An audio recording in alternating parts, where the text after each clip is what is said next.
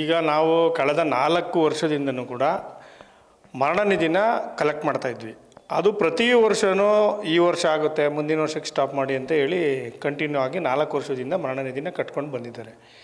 ಈ ಬಾರಿ ಸೆಪ್ಟೆಂಬರ್ 14ನೇ ತಾರೀಕು ಏನು ಮಹಾಸಭೆ ಆಯಿತು, ಆ ಸಭೆಯಲ್ಲಿ ನಿರ್ಧಾರ ಆಗಿರೋದು, ಮಹಾಸಭೆಯಲ್ಲಿ ಇದು ಏನೇ ಒಂದು ನಿರ್ಣಯನ ತಗೋಬೇಕಾಗಿರೋ ಸದಸ್ಯರೇ.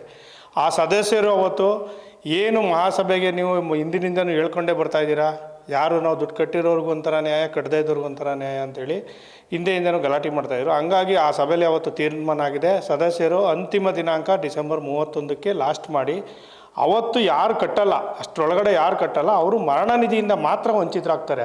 ಅವ್ರದ್ದು ಶೇರ್ ಮೆಂಬರ್ಶಿಪ್ ಆಗಲಿ ಮತ್ತು SP ಟ್ರಾನ್ಸಾಕ್ಷನಿಂದಾಗಲಿ ಮತದಾನದಿಂದಾಗಲಿ ವಂಚಿತರಾಗಲ್ಲ. ದಯಮಾಡಿ ನಮ್ಮ ಸದಸ್ಯರಲ್ಲಿ ಒಂದು ಮನವಿ ಏನು ಮಾಡ್ಕೊಳ್ತೀವಿ ಅಂದರೆ, ಮೈಸೂರು ಕೋಆಪರೇಟಿವ್ ಬ್ಯಾಂಕಿನ ಸರ್ವ ಸದಸ್ಯರು ಈಗ ಆಲ್ರೆಡಿ ಯಾರು ಕಟ್ಟಿದ್ದೀರ ಅವರನ್ನು ಬಿಟ್ಟು, ಯಾರು ಕಟ್ಟಿಲ್ಲ ಅವರು ದಯಮಾಡಿ ಡಿಸೆಂಬರ್ 31ನೇ ತಾರೀಕು ಒಳಗಡೆ ಮರಣ ನಿಧಿ ಲೈಫ್ ಟೈಮ್ ಒಂದು ಸಲ ಅಷ್ಟೇ, ಅದು 500 ರೂಪಾಯಿನ ದಯಮಾಡಿ ಕಟ್ಟಬೇಕು ಅಂತ ಈ ಮೂಲಕ ಕೇಳ್ಕೊತೀನಿ. ಜೆ ಯೋಗೇಶು, ಅಧ್ಯಕ್ಷರು, ಮೈಸೂರು ಕೋಆಪರೇಟಿವ್ ಬ್ಯಾಂಕ್.